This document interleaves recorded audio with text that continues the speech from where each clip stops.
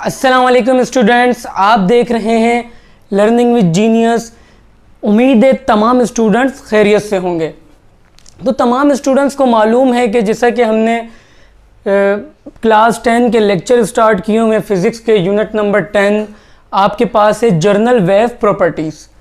तो स्टार्टिंग के लेक्चर के अंदर हमने वेव देखा था कि वेव क्या होती है। उसके बाद हमने फॉर्मेशन ऑफ वेव देखा था कि वेव आपके पास बनती किस तरह है।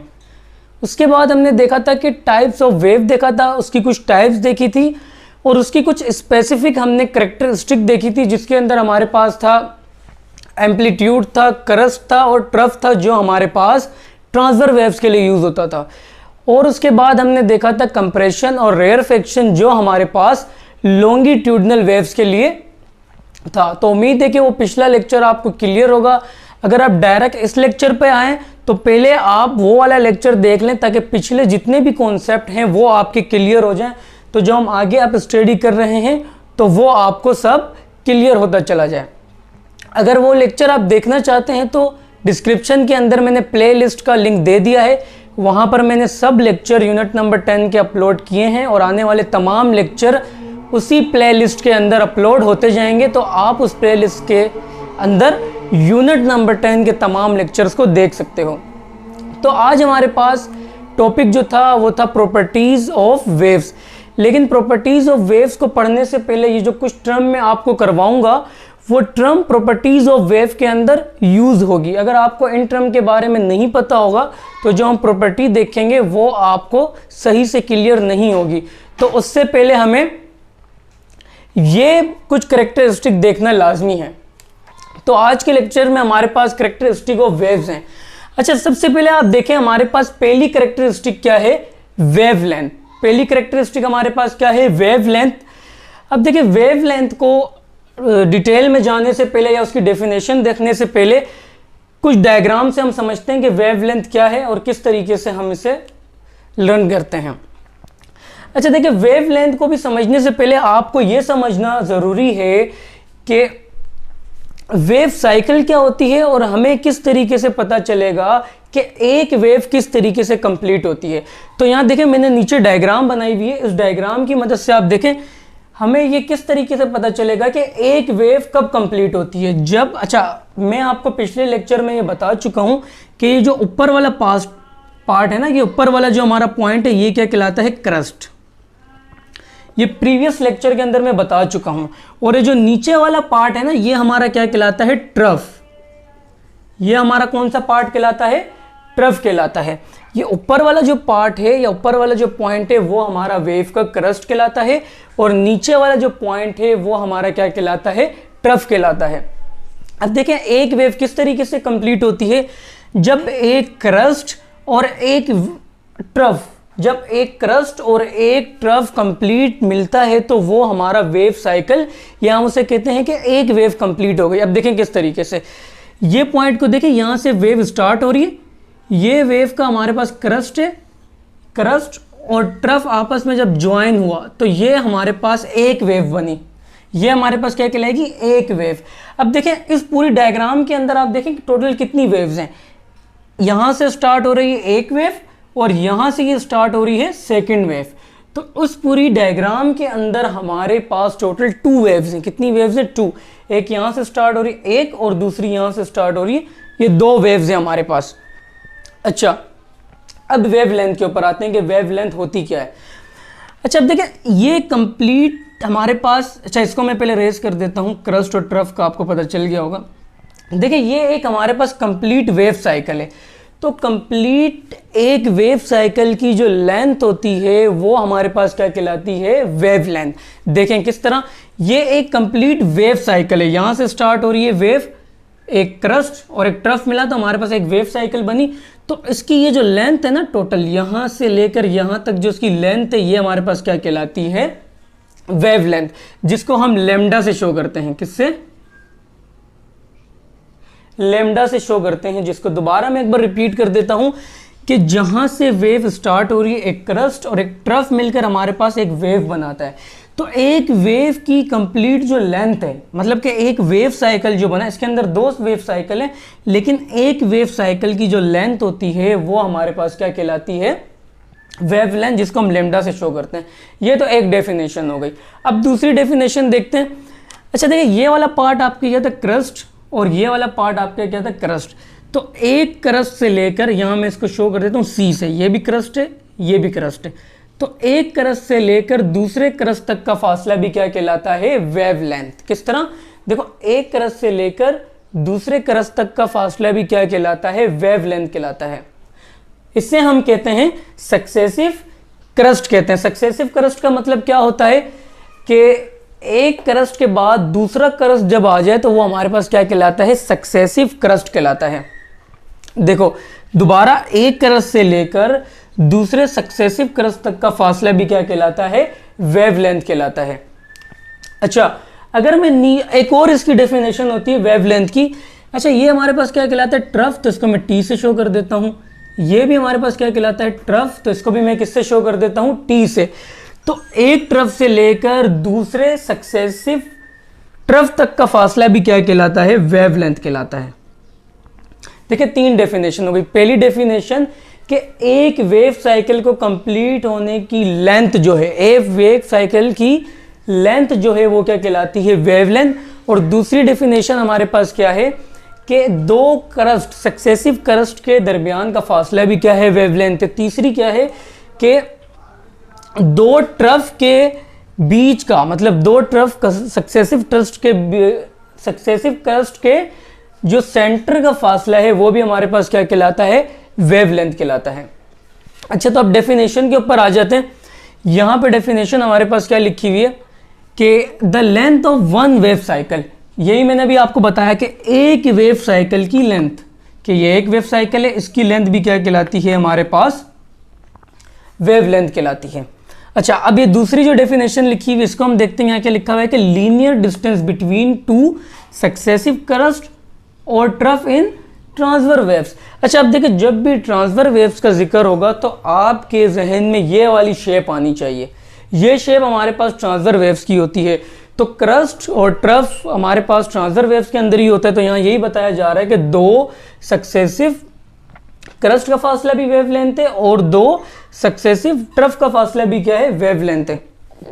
तो ये जिस तरह आपको बताया गया है ये किसके लिए, हमारे पास ट्रांसफर वेव्स के लिए है, क्योंकि ट्रांसफर वेव्स की शेप किस तरह होती है, इस तरीके से हमारे पास ट्रांसफर वेव्स की शेप बनती है। अच्छा दूसरी डेफिनेशन आपको, एक और डेफिनेशन यहाँ पे, अच्छा ये तो हमने देखो, ये हमने देखा क्या कि ट्रांसफर वेव्स के अंदर है। अब जाहिर सी बात है लॉन्गिट्यूडनल वेव के अंदर भी क्या होगी, वेवलेंथ होगी। तो लॉन्गिट्यूडनल वेव की आपने वेवलेंथ किस तरीके से देखनी है, तो आपके पास एक देखो डायग्राम शो हो रही होगी। अच्छा हमने ये पढ़ा था कंप्रेशन क्या होता है, जहां पर वेव के पार्टिकल करीब करीब होते हैं, ट्रांसफर वेव्स की बात कर रहा हूं, जहां पर वेव के पार्टिकल करीब करीब होते हैं वो कंप्रेशन कहलाता है, जहां पर दूर होते हैं वो हमारे पास रेयरफेक्शन कहलाता है। तो इस डायग्राम के अंदर आप देखें, डायग्राम के अंदर क्या बताया गया कि एक कंप्रेशन से लेकर दूसरे सक्सेसिव कंप्रेशन तक का फासला क्या है, आपके पास वेवलेंथ है। एक कंप्रेशन से लेकर दूसरे कंप्रेशन तक का फासला क्या है, वेवलेंथ है। और एक रेयरफेक्शन से लेकर दूसरे रेयरफेक्शन तक का फासला भी आपके पास क्या है, वेवलेंथ है। तो यहाँ पे हम इसकी डेफिनेशन देख लेते हैं। The distance between two successive compression and rarefaction in a longitudinal wave, क्योंकि ये कंप्रेशन और रेयरफेक्शन लॉन्गिट्यूडनल वेव के अंदर ही होते हैं। तो दो सक्सेसिव कंप्रेशन का जो फासला होता है आपके पास वो लॉन्गिट्यूडनल के अंदर वेवलेंथ होती है, आपके पास डायग्राम में शो भी हो रहा होगा। और दो रेयरफेक्शन के दरमियान का फासला जो सक्सेसिव, या आपने देखना है सक्सेसिव के एक के बाद दूसरा रहा, इस तरह नहीं कि एक आपके पास क्रस्ट है, अब काफी फासले के बाद आपके पास क्रस्ट आ रहा है, इसका फासला नहीं देखना। एक क्रस्ट के बाद दूसरा जैसे आ रहा है, सक्सेसिव का मतलब होता है उसके बाद देखो ये क्रस्ट है, उसके बाद ये क्रस्ट आ गया। इसी तरीके से यहाँ भी क्या है, सक्सेसिव को आपने देखना है। तो उम्मीद है कि ये जो वेवलेंथ है ये आपको क्लियर हो गया होगा। अब नेक्स्ट कैरेक्टरिस्टिक के ऊपर चलते हैं। अच्छा तो सबसे पहले हमने कैरेक्टरिस्टिक देखी वेवलेंथ। अच्छा आपने एक बात यहाँ पे याद रखनी है कि वेवलेंथ एक लेंथ है, एक डिस्टेंस है दो कंसेक्यूटिव के दरमियान, क्रस्ट, ट्रफ या कंप्रेशन। तो लेंथ का यूनिट आपके पास क्या होता है, मीटर। तो बिल्कुल इसी तरीके से वेवलेंथ का यूनिट भी आपके पास क्या होगा, मीटर। तो अब चलते हैं दूसरी करेक्टरिस्टिक के ऊपर। दूसरी करेक्टरिस्टिक हमारे पास है फ्रीक्वेंसी। अच्छा देखो, फ्रीक्वेंसी की डेफिनेशन पर जाने से पहले इसको डायग्राम से समझते हैं कि फ्रीक्वेंसी क्या है। अच्छा लेकिन जब भी फ्रीक्वेंसी की बात होगी तो आपने ये बात याद रखनी है कि हम यूज़ करेंगे यूनिट टाइम। यूनिट टाइम का मतलब होता है 1 सेकेंड। जब भी फ्रीक्वेंसी की बात होगी तो आपने याद रखना है कि टाइम जो हम यूज़ करेंगे वो 1 सेकेंड होगा, यूनिट टाइम होगा। अच्छा अब देखते हैं, अब दोनों वेव के लिए टाइम मैंने बिल्कुल सेम रखा है। क्या रखा है? 1 सेकेंड, क्योंकि यूनिट टाइम यहाँ पे पर यूनिट टाइम यूज़ हो रहा है। तो दोनों वेव्स के लिए मैंने यहाँ पर टाइम क्या रखा है? 1 सेकेंड। अच्छा अब देखें फ्रीक्वेंसी होती क्या है कि 1 सेकेंड के अंदर जितनी नंबर ऑफ वेव प्रोड्यूस हो रही है वो उस वेव की क्या होगी? फ्रीक्वेंसी होगी। कि 1 सेकेंड के अंदर जितनी नंबर ऑफ वेव प्रोड्यूस हो रही है। अच्छा तो यहाँ आप देखें, ये मैंने एक वेव ये बनाई हुई है, एक वेव ये बनाई हुई है। तो आप सबसे पहले इस वेव को देखें, तो आप सबसे पहले देखें कि इसके अंदर वेव्स कितनी हैं।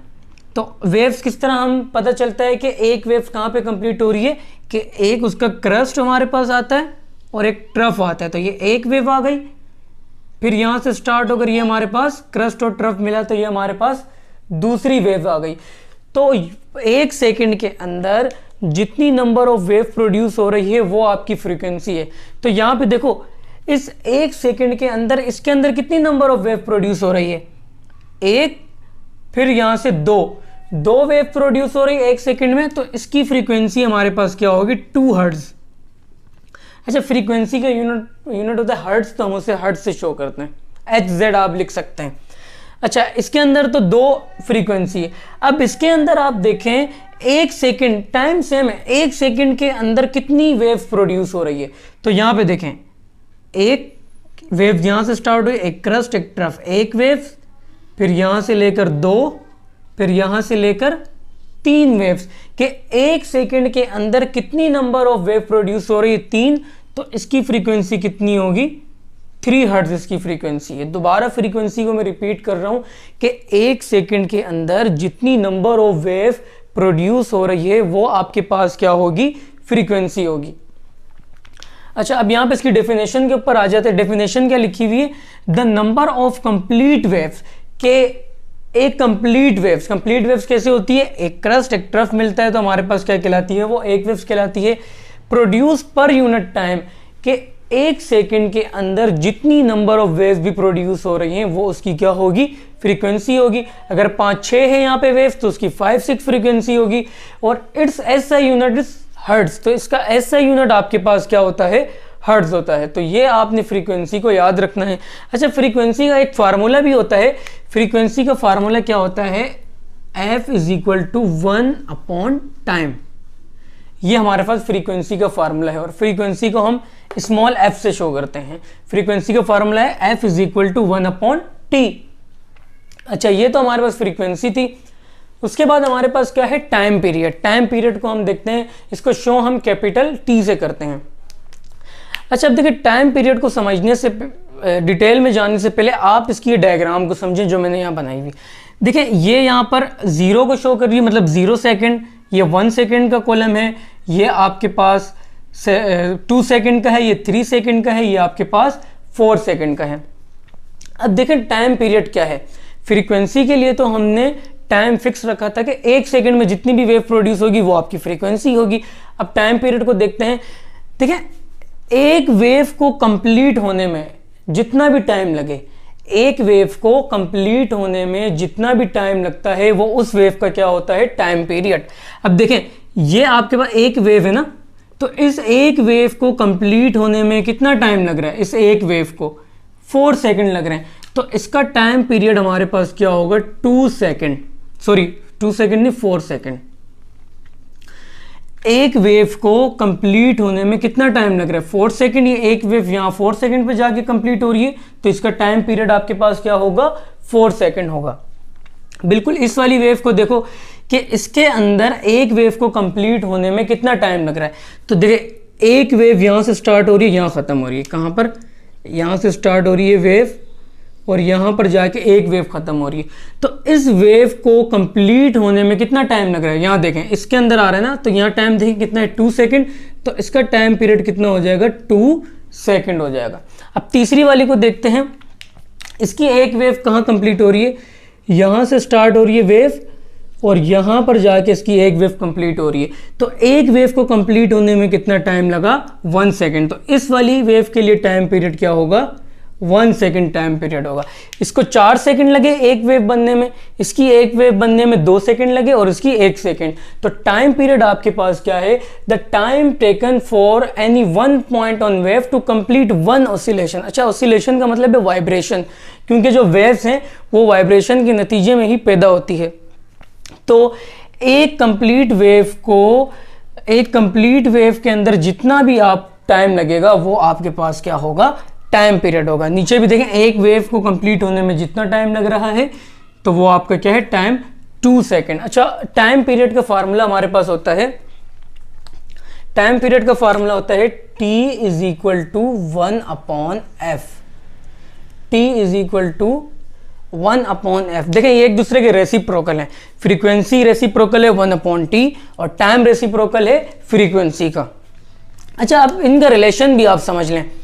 अच्छा देखिए, जब आपस में इस तरह वैल्यूज लिखी हुई होती है ना, ऊपर नीचे और डिवाइड में, तो ये आपके पास इन्वर्सली का रिलेशन शो करते हैं। इन्वर्सली का मतलब होता है अगर एक चीज बढ़ेगी तो दूसरी कम होगी, अगर दूसरी बढ़ेगी तो एक कम होगी। अब देखो यहाँ पे मैं समझाता हूँ। अच्छा देखिए, यहाँ पे सिर्फ इस वाली वेव को आप देखें, इसके अंदर फ्रीक्वेंसी कितनी है। फ्रीक्वेंसी क्या होती है, 1 सेकेंड में कितनी वेव प्रोड्यूस हो रही है।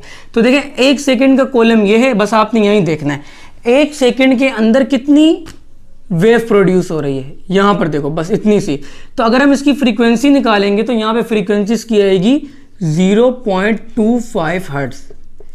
इसकी फ्रीक्वेंसी कितनी आएगी, क्योंकि फ्रीक्वेंसी के लिए हम 1 सेकेंड देखते हैं, तो 1 सेकेंड के अंदर कितनी वेव प्रोड्यूस हो रही है, इतनी सी। तो इसकी फ्रीक्वेंसी जब आप 1/f करके निकालेंगे, 1/t करके सॉरी, तो इसकी फ्रीक्वेंसी कितनी आएगी 0.25 हर्ट्ज। अगर मैं यहाँ देखूँ इसके अंदर कितनी फ्रीक्वेंसी है, फ्रीक्वेंसी क्या होती है 1 सेकंड में कितनी वेव बन रही है, तो यहाँ देखें 1 सेकंड के अंदर कितनी वेव बन रही है, एक वेव बन रही है। तो इसकी फ्रीक्वेंसी क्या होगी, यहाँ पर 1 हर्ट्ज फ्रीक्वेंसी होगी। अच्छा, अब यहाँ पर आप देखें, मैंने इन्वर्सली का रिलेशन ये इसलिए बताया कि ताकि मैं इन्वर्सली का रिलेशन आपको समझा सकूँ। देखो अब यहाँ पे देखो ये क्या है कि टाइम ज़्यादा है तो फ्रीक्वेंसी कम है। यहाँ पे देखें टाइम ज़्यादा तो फ्रीक्वेंसी कम। अब यहाँ पे देखो टाइम कम तो फ्रीक्वेंसी ज़्यादा। अभी मैंने यही बताया कि एक चीज़ अगर कम होगी तो दूसरी बढ़ेगी, या इस तरह देखते हैं। देखें फ्रीक्वेंसी यहाँ पे कम है तो टाइम क्या है, ज़्यादा है। यहाँ पे फ्रीक्वेंसी ज़्यादा है तो आपके पास क्या है, टाइम कम है, क्योंकि वहाँ 4 सेकेंड था, यहाँ पे क्या था 1 सेकेंड। तो टाइम पीरियड आपके पास क्या होता है कि एक वेव को कंप्लीट होने में जितना टाइम लगेगा वो आपके पास टाइम पीरियड है, और 1 सेकेंड में जितनी वेव बनेगी वो आपके पास फ्रीक्वेंसी है। दोनों को आप मिक्स नहीं करना, दोनों अलग अलग चीज़ें हैं। अगर कोई बात समझ नहीं आ रही तो वीडियो को दोबारा पीछे करके एक बार सुन लेना। 4th नंबर पे हमारे पास कैरेक्टरिस्टिक है वेव स्पीड। अच्छा, वेव स्पीड की हमारे पास डेरिवेशन है जो हम यहाँ पे ड्राइव करते हैं, जिसके फार्मूले आगे न्यूमेरिकल में भी, इसके बाद हम न्यूमेरिकल करेंगे, उसके अंदर भी यूज होंगे। अच्छा, वेव स्पीड आपके पास वेव की स्पीड होती है कि वेव कितनी स्पीड से मूव कर रही है। तो स्पीड का फार्मूला आपको याद है कि स्पीड का फार्मूला क्या होता है, डिस्टेंस अपॉन टाइम। ये आपके पास किसका फार्मूला है, स्पीड का फार्मूला है। अच्छा, आप देखिए वेव का डिस्टेंस क्या होता है, मैंने भी आपको यहाँ पे बताया कि एक वेव, एक क्रस्ट और एक ट्रफ बनता है, तो जब जाके एक वेव कंप्लीट होती है और इसकी कंप्लीट लेंथ हमारे पास क्या कहलाती है, वेव लेंथ, जिसको हम लैम्डा से शो करते हैं। तो यहाँ पर वेव का डिस्टेंस क्या होगा, लैम्डा वेव लेंथ होगी। और टाइम को हम यहाँ पे भी हमने देखा था, टाइम को कैपिटल टी से शो करते हैं, तो यहाँ पर मैं टाइम को कैपिटल टी से शो कर देता हूँ। देखें एक फार्मूला तो आपके पास ये यूज होगा, v is equal to lambda upon T. Numerical के लिए एक फार्मूला आपके पास ये है, इसको मैं यहाँ पे इक्वेशन नंबर 1 का नाम दे रहा हूँ, ये आगे बताता हूँ मैंने यहाँ पे इक्वेशन 1 का नाम क्यों दिया। अच्छा, अब देखें यहाँ पर इसको मैं इस तरीके से लिख सकता हूँ, यहाँ पर कोई भी वैल्यू नहीं तो 1 है तो 1 को यहाँ से मैं अलग करता हूँ, यहाँ से t को अलग करता हूँ, तो ये क्या होता है, हो जाएगा 1/t। ये आपके पास 1/t हो गया और यहाँ पे क्या रह जाएगा, लैम्डा। अच्छा अब देखें यहाँ पर फ्रीक्वेंसी का फार्मूला मैंने लिखा था जब फ्रीक्वेंसी समझा रहा था, फ्रीक्वेंसी का फार्मूला होता है f = 1/t। ये फार्मूला किसके लिए यूज होता है, फ्रीक्वेंसी के लिए। तो इसका मतलब 1/t की जगह पर मैं ये फ्रीक्वेंसी भी पुट कर सकता हूँ।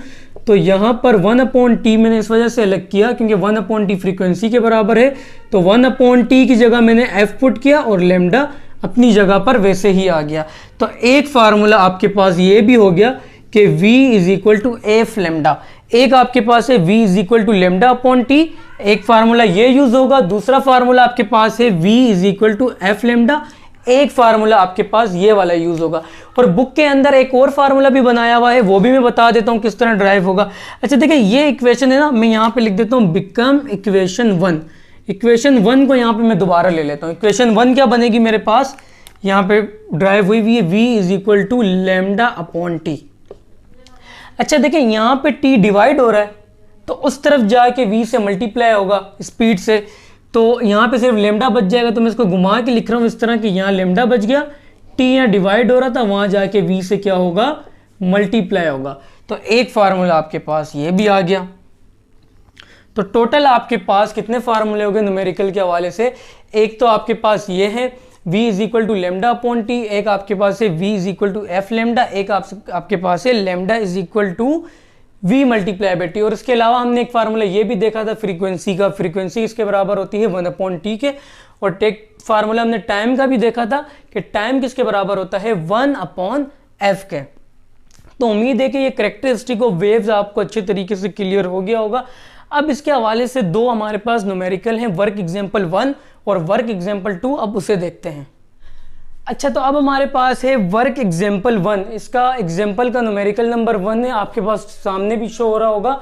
तो मैं यहाँ पर आपको सॉल्व करवा रहा हूँ, मैं अपने मोबाइल से देख रहा हूँ उसे, ठीक है। अच्छा तो देखिए यहाँ पर एक डायग्राम आपको दी हुई है, एक्स एक्सिस के ऊपर आपको टाइम दिया हुआ है, वाई एक्सिस के ऊपर आपको डिस्प्लेसमेंट दिया हुआ है। कह रहा है कि the given figure show displacement versus the time displacement versus time of wave travelling to the right with speed of 4 metre per second. कह रहा है कि एक वेव जो है वो राइट साइड पर मूव कर रही है, उसकी वेलोसिटी क्या है, 4 मीटर पर सेकेंड उसकी क्या है, वेलोसिटी है। अच्छा अब उसने यहाँ पर क्या मालूम करने के लिए कहा है कि what is the time period, कि आप टाइम पीरियड बताओ, टाइम पीरियड क्या होगा। और उसने कहा है कि फ्रीक्वेंसी ऑफ द वेव, कि वेव की आपने क्या बतानी है, फ्रीक्वेंसी बतानी है। और नीचे आपको कह रहा है कि कैलकुलेट द वेव लेंथ, आपने और क्या बतानी है, यहाँ पर वेव लेंथ बतानी है। अच्छा देखिए उसने एक वेव की बात की है ना, तो देखिए मैंने अपनी आसानी के लिए इन्होंने ये डायग्राम के अंदर ये जो है ना टाइम दिया हुआ था, मैंने अपनी आसानी के लिए बाकी भी लिख दिए हैं।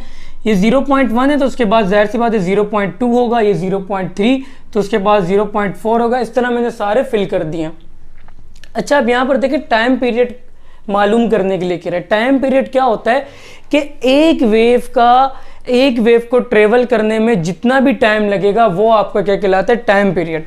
तो यहाँ से देखें, यहाँ से एक वेव स्टार्ट हो रही है और यहाँ पर जाकर ख़त्म हो रही है, ये आपके पास एक वेव है।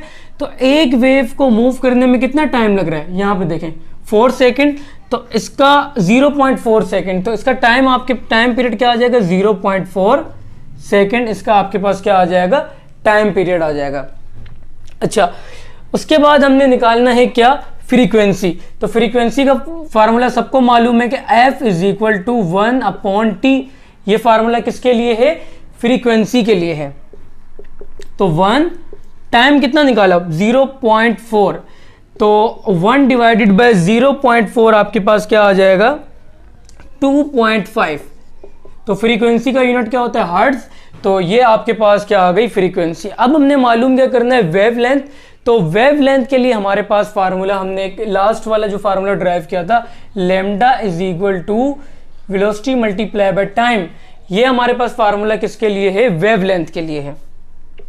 तो वेलोसिटी हमें कितनी दी हुई है, 4 मल्टीप्लाई टाइम हमें कितना दिया हुआ, ये जो हमने निकाला था, क्योंकि एक वेव को मूव करने में जितना टाइम लगता है वही हमारा क्या कहलाता है, टाइम पीरियड कहलाता है। तो इस वजह से हमने डायरेक्ट यहीं से देख के टाइम पीरियड लिख दिया। टाइम पीरियड कितना निकाला, 0.4। तो जब आप इनको मल्टीप्लाई करोगे तो आपके पास आंसर आएगा 1.6। और वेवलेंथ का यूनिट क्या होता है, वेवलेंथ एक डिस्टेंस है, डिस्प्लेसमेंट है, तो इसका यूनिट क्या होता है, मीटर। अच्छा, तो नेक्स्ट न्यूमेरिकल आपके पास है वर्क एग्जाम्पल 2।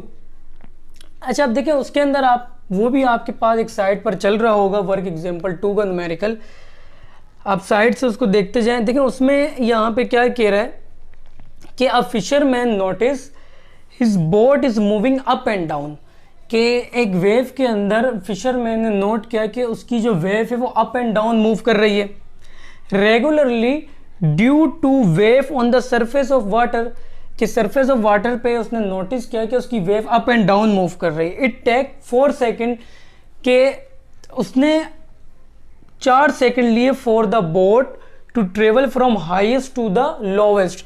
हाईएस्ट से लोवेस्ट के लिए उसने कितने सेकेंड लिए, 4 सेकेंड लिए। यहां पे हमें क्या दिया हुआ है,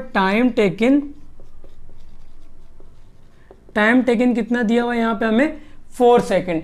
अच्छा, ये जो टाइम हमें दिया हुआ है ना, ये हाफ वेवलेंथ के लिए, ये हमारी कंप्लीट वेवलेंथ कहलाती है, लेकिन up and highest to lowest बोला है तो उसने हमें यहाँ पे हाफ वेवलेंथ के लिए ये टाइम दिया है। ठीक है, कह रहा है कि अब आगे कह रहा है कि a total distance of 3.0 metre, कि जो हाईएस्ट से लोवेस्ट जा रही है उसका जो टोटल डिस्टेंस है कितना है, टोटल डिस्टेंस है वो कितना दिया हुआ है आपको, 3.0 मीटर। ये पूरा जो हाईएस्ट से लोवेस्ट पे जा रही है वो पूरा डिस्टेंस कितना दिया हुआ है, 3.0 दिया हुआ है। कह रहा है कि fisherman see that the wave crest are space 8.0 metre apart. उसने ये देखा कि जो उसकी क्रस्ट है ना, क्रस्ट क्या होती है हमारी, 2 क्रस्ट के दरमियान, कह रहा है कि 2 क्रस्ट उसने देखी कि 8 मीटर के फासले पर है, 1 मीटर के 8 मीटर के 8 मीटर के फासले पर है। तो एक क्रस्ट से लेकर दूसरे क्रस्ट तक का फासला वेवलेंथ है, ये आपको पता है। तो यहां पे मैं लिख देता हूं कि डिस्टेंस बिटवीन 2 क्रस्ट कितना दिया हुआ है, 8 मीटर आपको दिया हुआ है। ठीक है, तो ये डेटा के अंदर ही यहाँ पे मैं लिख रहा हूँ कि मालूम क्या क्या करना है। तो कह रहा है कि what is the time period, time period आपने मालूम करना है। और उसके बाद वो कह रहा है कि फ्रीक्वेंसी भी आपने मालूम करनी है, और एम्पलीट्यूड ए भी आपने निकालना है, एम्पलीट्यूड भी आपने बताना है। और उसके बाद कह रहा है कि वेवलेंथ भी आपने मालूम करनी है। कह रहा है कि हाउ फास्ट वेव मूविंग, कि कितनी फास्ट वेव मूव करेगी, तो आपने उसकी वेलोसिटी भी बतानी है। ये 5 चीज़ें आपने मालूम करनी है। अच्छा, सबसे पहले टाइम पीरियड को हम देखते हैं कि टाइम पीरियड किस तरह निकलेगा। देखिए ये जो टाइम दिया हुआ है ना, हाफ वेवलेंथ के लिए दिया हुआ है ये वाला, लेकिन हमें पूरी एक वेवलेंथ के लिए मालूम करना है।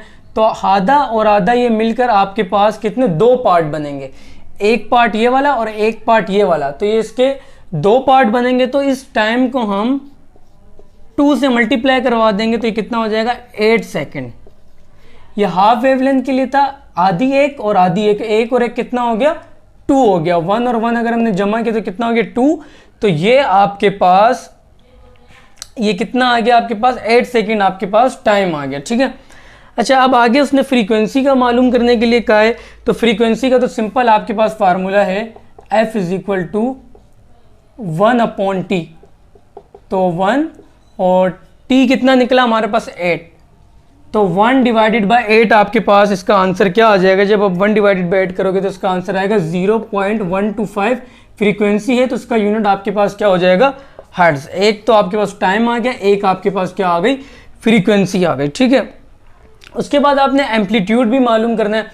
अच्छा अब यहाँ पे देखें, एम्पलीट्यूड असल में ये इसने टोटल डिस्टेंस का है, टोटल डिस्टेंस इसने कितना का है, 3 मीटर का है। लेकिन एम्पलीट्यूड क्या होता है, इतना सा हिस्सा होता है। ये टोटल आपके पास कितना है, 3, लेकिन हमें तो इतना चाहिए, मतलब इसको हम 2 से डिवाइड कर देंगे, इसका हाफ कर देंगे क्योंकि हमें ये हाफ चाहिए।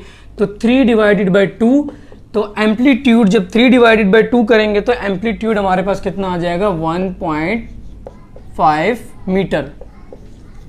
अच्छा, एक चीज़ आपने और मालूम करनी है, वेवलेंथ। तो वेवलेंथ इसमें simple distance between two crust कहा था ना हमें, तो उसका दरमियान का डिस्टेंस क्या कहलाता है, वेवलेंथ कहलाता है।